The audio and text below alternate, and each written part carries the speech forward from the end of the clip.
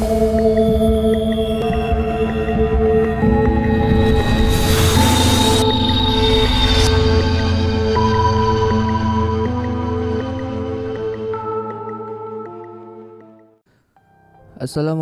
warahmatullahi wabarakatuh. Jumpa lagi bermimin di channel Bocah Indigo.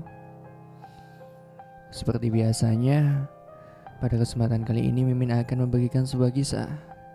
Kisah ini merupakan kisah lanjutan dari yang kemarin yang berjudul Bawa Kembali Darahmu. Cerita ini ditulis oleh Alin Ambarwati. Namun sebelum kita lanjut ke inti ceritanya, alangkah lebih baik jika kita berdoa bersama-sama terlebih dahulu. Al-Fatihah. A'udzubillahi minasyaitonirrajim. Bismillahirrahmanirrahim. Alhamdulillahirabbil alamin. Arrahmanirrahim. Maliki yaumiddin. Iyyaka na'budu wa iyyaka nasta'in. Ihdinas siratal mustaqim. Siratal ladzina an'amta 'alaihim ghairil maghdubi 'alaihim waladdallin. Amin. Semoga kita senantiasa berada dalam lindungan Allah Subhanahu wa taala. Amin ya rabbal alamin. Langsung saja tanpa perlu berlama-lama lagi, kita ke inti ceritanya. Perjalanan menuju posko ketiga pun dimulai. Estimasi waktu yang harus kami tempuh untuk sampai di pos ketiga sekitar 1 jam 30 menit sampai 2 jam perjalanan. Perjalanan dari pos 2 menuju pos 3 merupakan perjalanan yang paling panjang dan lama sebelum sampai di Ranukombolo nantinya. Rute awal berupa jalan tanah berbatu besar. Kondisi jalan menanjak dengan jarak pendek. Setelah itu, jalan kembali melandai. Para pendaki biasanya akan menjumpai beberapa pohon berukuran sedang yang tumbuh menyamping dan melintang di jalur pendakian, sehingga sedikit menghalangi jalan. Para pendaki harus menunduk dan berjalan di bawah batang pohon yang melintang atau melangkah di atasnya agar bisa lewat. Setelah itu jalan kembali landai tanpa rintangan pohon-pohon. Lalu para pendaki akan sampai di jembatan kayu di tengah hutan. Dihimbau agar para pendaki tidak berdiri diam berlama-lama di atas jembatan kayu itu untuk meminimalkan resiko yang mungkin terjadi. Setelah melewati jembatan, jalan kembali melandai lalu menanjak lagi sampai di pos 3. Itulah rute perjalanan yang akan kami lewati. Rudi menjelaskan detail jalur pendakiannya pada kami agar kami lebih mawas diri. Karena perjalanan ini akan cukup menyita waktu, kami pun berusaha untuk bisa enjoy selama perjalanan menuju pos 3. Tinggalkan semua persoalan ataupun kejanggalan yang kita alami di pos-pos sebelumnya. Kita harus bisa enjoy selama perjalanan menuju pos 3 ini. Setelah pos 3 dan pos 4, kita akan segera sampai dan bisa menikmati keindahan Ranukombolo, ucap Rudi. Rudi terus memberikan motivasi pada kami berempat agar bisa enjoy selama pendakian. Sebab ia sangat tahu bahwa kami semua mulai tidak nyaman dengan perjalanan ini, terutama aku. Sebab aku sudah berulang kali mengatakan bahwa aku ingin turun. 30 menit berlalu, syukurlah tidak ada hal aneh yang terjadi. Namun selama perjalanan aku sama sekali tidak berbincang dengan Rani. Aku masih kesal dengan sikap Rani yang sangat egois. Sepertinya Rani pun sadar akan sikapku. Ia pun kemudian mendekat ke arahku, mengutarakan permohonan maafnya padaku. "Kamu masih marah, nak?" tanya Rani. "Menurut kamu?" ucapku. "Maaf, nak. Aku benar-benar ingin sampai puncak Semeru, dan ini kesempatan satu-satunya untukku. Gak mungkin aku menyia-nyiakan kesempatan ini kan?" ucap Rani. "Ya sudah, itu kan pilihanmu. Aku tidak ingin lagi berdebat perihal ini. Aku sedang berusaha untuk enjoy menikmati perjalanan ini," ucapku. "Nah, maaf," ucap Rani. "Udahlah, gak usah terlalu dipikirkan.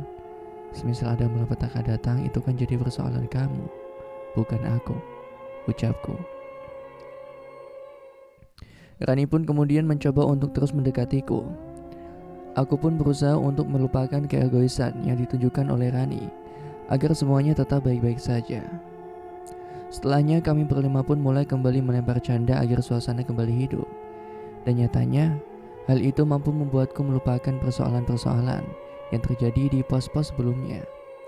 Kini perjalanan menuju pos ketiga tidak lagi sehambar posko-posko sebelumnya. Namun kebahagiaan nyatanya tak bertahan lagi. Tiba-tiba, aku merasakan aroma anyir. Aroma itu sangat mirip dengan aroma darah segar. Aku berpikir mungkin ada hewan yang mati atau lainnya. Aku pun mencoba mencarinya dengan mengendus-ngendus secara perlahan.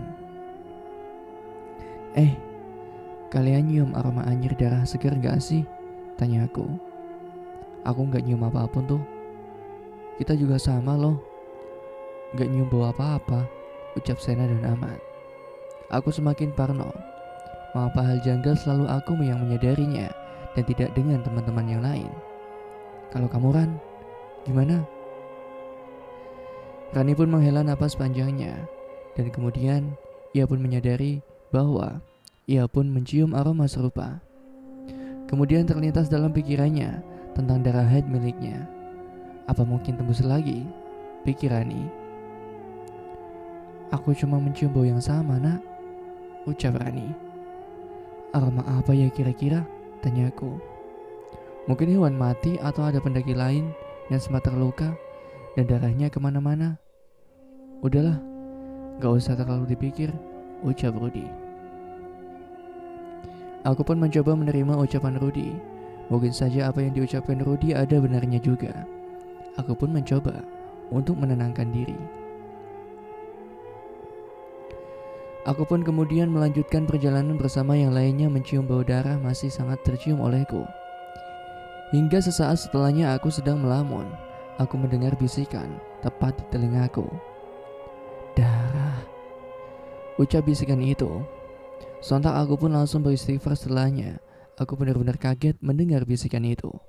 Astagfirullahaladzim, ucapku kencang. Suaraku pun membuat kaget semua teman-temanku. Mereka kemudian menanyakan apa yang terjadi padaku. Kamu kenapa, nak? Tanya Rani. Bisikan darah, ucapku dengan napas yang terengah-engah. Maksud kamu? Tanya Rani lagi. Tadi ada suara yang membisikkan kalimat darah padaku. Aku sendiri gak tahu apa maksud di dalamnya. Aku benar-benar syok, ucapku. Kamu jangan melamun. Semakin kamu melamun, semakin banyak hal aneh yang bisa saja datang menghampirimu, nak, ucap Rani. Aku pun menghela napas panjang. Aku pikir semua kejanggalan yang menghampiriku sudah usai. Namun nyatanya semua itu belum selesai. Aku pun semakin yakin hal ini terjadi karena Rani masih membersamai pendakian ini, padahal dia sedang tidak suci. Aku pun bertekad ketika nanti sampai di Ranukombolo aku ingin segera pulang. Tujuanku saat ini adalah Ranukombolo. Perihal puncak aku sudah tidak lagi menginginkannya. Entah nanti Rudi dan yang lainnya ingin melanjutkan pendakian ke puncak atau tidak. Namun pada intinya, setelah sampai Ranukombolo, aku ingin pulang. Nak, tenangin lagi pikiranmu. Jangan mikir yang aneh-aneh, supaya hal janggal tidak lagi datang menghampirimu, ucap Rudi. Iya, Rud, akan aku usahakan. Kami sudah menempuh 1 jam perjalanan menuju pos ketiga. Itu artinya 30 menit lagi kami akan segera sampai. Saat itu hari sudah sangat larut, bahkan dini hari pun sudah sedikit terlewat. Tiba-tiba saja kami semua sedang asyik berjalan di bawah gelapnya malam. Ahmad melihat sosok yang begitu menyeramkan, dan penampakan kali ini dilihat oleh kami semua tanpa terkecuali. Sosok perempuan berlumuran darah dengan pakaian pendaki melekat di tubuhnya. Wajah yang berlumuran darah dengan tatapan yang begitu menyeramkan membuat takut kami semua. Sosok itu terus menatap kami tanpa berkedip sekalipun.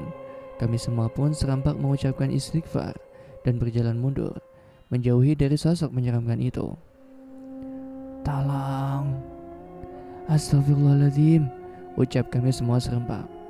Tolong saya, ucap sosok itu. Jangan mendekat ke arahnya, dia tidak sama seperti kita, ucap Ahmad.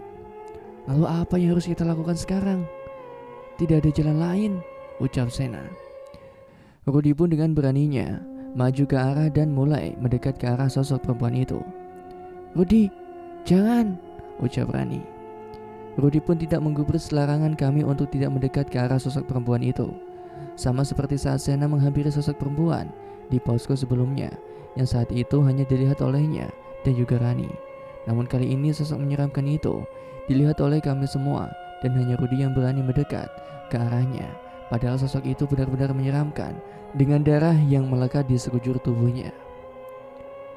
"Rudy, jangan mendekat ke arahnya, kamu bisa celaka," ucap Ahmad memperingati. Lagi dan lagi, Rudy tidak mengindahkan peringatan kami. Ia seperti terhipnotis oleh sosok menyeramkan itu, hingga rasa takutnya pun hilang dan ia memilih untuk menghampirinya, alih-alih pergi menjauh dan menghindar dari sosok itu. Aku dan yang lainnya tidak berani mengikuti langkah Rudy yang terlampau berani. Kami memilih untuk tetap diam dan mengamati Rudy. Kami hanya bisa berharap Rudy akan tetap baik-baik saja, meskipun tekadnya terlalu berani. "Kita harus tolong Rudy," ucapku. "Siapa yang berani mendekat ke arah Rudy?" "Jujur aku sih nggak berani," ucap Ahmad. "Aku juga. Sena pun juga begitu. Terus gimana nih? Masa kita mau biarin dia mendekat ke sosok itu sendirian?" ucapku. Saat kami berdebat, kami tidak memandangi ke arah Rudy dan sosok menyeramkan itu, hingga tiba-tiba saja kami mendengar suara teriakan Rudy. Sesaat setelahnya ia pun terjatuh di atas tanah dan sosok menyeramkan itu pun hilang. Kami semua pun kaget dan langsung berlari ke arah Rudy. Kami semua syok melihat Rudy sudah jatuh pingsan di atas tanah. Kami pun mencoba untuk menyadarkan Rudy sebisa mungkin, namun ia tak kunjung sadarkan diri. "Kenapa Rudy bisa sampai pingsan? Apa yang dilakukan sosok itu padanya ya?" ucapku gemetaran. Kami semua tidak tahu apa yang sudah menimpa Rudy. Kita harus segera sadarkan Rudy, supaya kita semua bisa tahu apa yang sebenarnya terjadi. "Ruth, bangun Ruth! Rudy, bangun!" ucap Rani dan yang lainnya. Kami pun mencoba mengolesi minyak angin ke bawah hidung Rudy. Hingga beberapa setelahnya ia pun tersadar, perlahan demi perlahan. Aku pun langsung mengambil air mineral di dalam ranselku dan bergegas memberikannya pada Rudy. Ia pun meraihnya dan mulai meminum air yang aku berikan. Setelah Rudy mulai sadar seutuhnya, kami pun mulai menanyakan apa yang sebenarnya terjadi padanya. "Apa yang sebetulnya terjadi, Ruth? Terus kenapa kamu dengan beraninya mendekat ke arah itu?" ucapku. "Aku nggak tahu," ucap Rudy. "Lalu apa yang terjadi padamu hingga kamu pingsan tadi?" tanyaku. "Sejak awal dia hadir di antara kita semua, dia sudah membiusku untuk tertuju padanya. Aku mendekat ke arahnya pun aku tidak tahu alasan dibaliknya. Dia menceritakan tentang semua kehidupan kelamnya di Semeru," ucap Rudy. "Kehidupan kelamnya seperti apa, Ruth?" tanya kami semua. "Aku tidak tahan untuk menceritakan semuanya," ucap Rudy. "Kita semua harus tahu, Ruth, supaya kita bisa ambil langkah," ucapku. Rudy pun terdiam sesaat dan kemudian menghela napasnya begitu panjang. Rudy pun kemudian bersedia untuk menceritakan segala hal pada kami berempat. Rudy bercerita bahwa sosok yang kami lihat adalah salah seorang pendaki perempuan yang tewas beberapa tahun yang lalu. Ia pun tewas karena ulahnya sendiri. Dia bersikap tidak senonoh selama pendakian dan tidak pernah mengindahkan beberapa larangan yang ada di Semeru. Dia melakukan pendakian saat datang bulan bersama kekasihnya, dan di tengah perjalanan keduanya berjumpa di tengah hutan Semeru saat petang tiba dan di tengah kondisinya yang masih datang bulan itu. Tentu hal itu menjadi masalah besar baginya. Mendaki saat datang bulan saja tidak dianjurkan, terlebih lagi kok dia melakukan tindakan asusila yang tidak diindahkan di atas gunung. Tentu semua penghuni Semeru akan marah dan murka. Rudy pun kembali terdiam hingga ia pun tak sengaja meneteskan air mata. Ia terlihat tidak sanggup untuk menceritakan kisah pelik sosok pendaki menyeramkan itu. Aku pun berusaha untuk menguatkan Rudy agar ia bisa lebih kuat dan lebih bisa untuk menceritakan semuanya. "Ruth, kamu gak apa-apa?" tanyaku. Rudy masih terdiam. Kami pun tidak bisa memaksanya Rudi untuk melanjutkan perjalanan dan melanjutkan ceritanya. Kami pun kemudian kembali memberikan Rudi air mineral agar ia bisa lebih tenang dari sebelumnya. Rudi kemudian melanjutkan ceritanya. Sosok perempuan yang ditemuinya itu kemudian mengalami hal buruk selama pendakian karena darah haid dan perbuatan asusilanya itu di Semeru. Ia kerap kali dihantui banyak penampakan menyeramkan selama pendakian. Bahkan kekasihnya pun mengalami kejadian serupa. Keduanya tidak diberikan jeda waktu untuk bernapas dengan tenang, hingga mereka pun memutuskan untuk mengakhiri pendakian tepat di Ranukombolo dan memilih untuk turun. Namun naas, saat mereka sedang melakukan perjalanan turun dari Ranukombolo menuju base camp, mereka dikejutkan oleh sosok penampakan perempuan berkebaya kuning dengan wajah penuh darah dan benar-benar menyeramkan.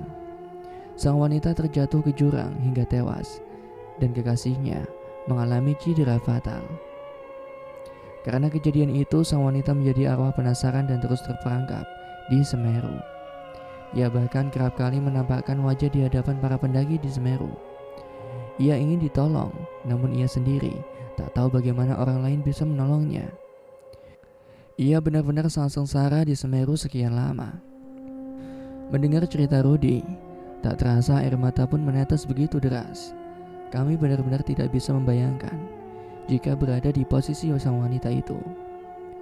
Meskipun kami tahu bahwa hal itu terjadi akibat ulah dia sendiri yang sudah semena-mena, namun rasa kemanusiaan kami pun tidak bisa kami tutupi sesaat setelah mendengar cerita itu.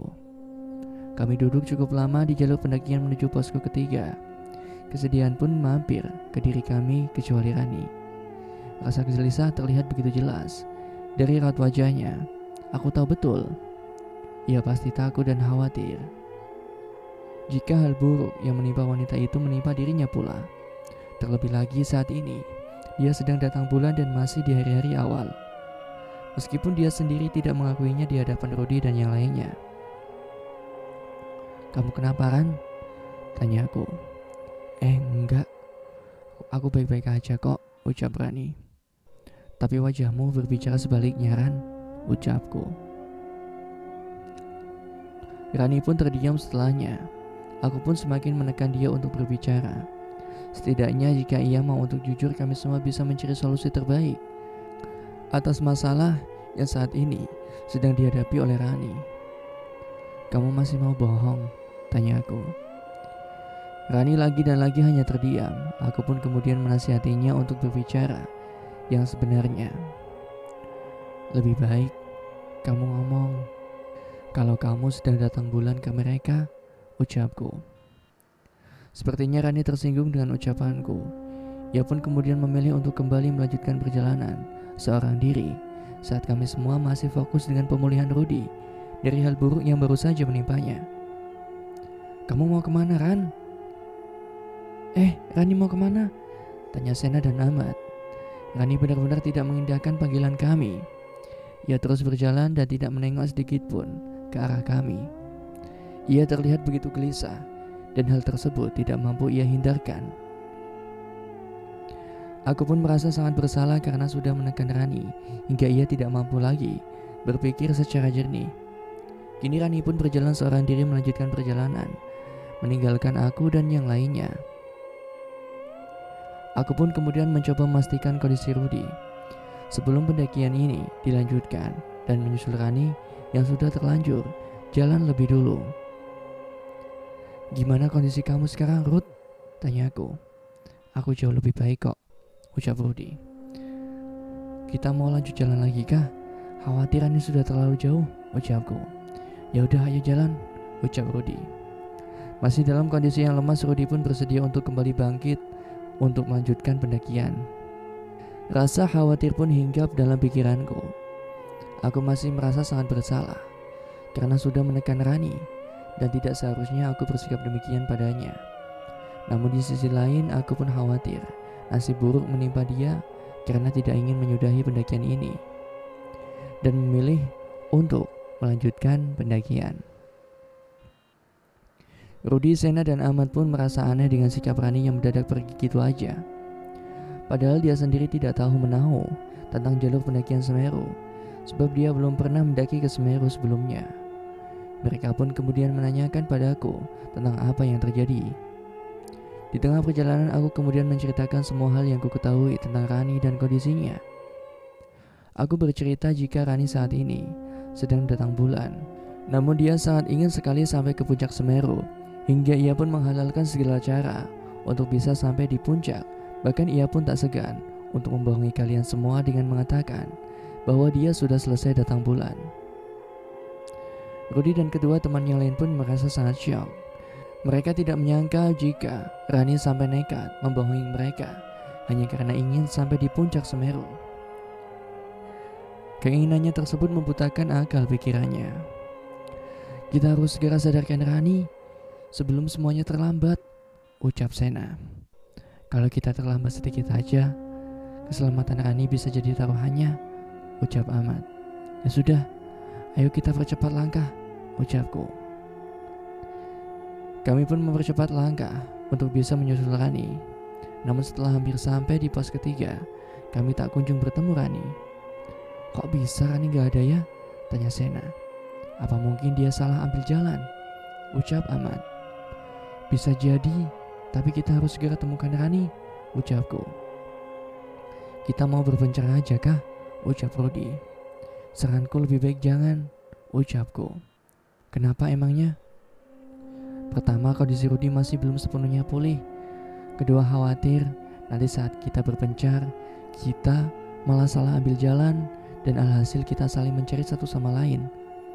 Lebih baik kita cari bareng-bareng aja, ucapku.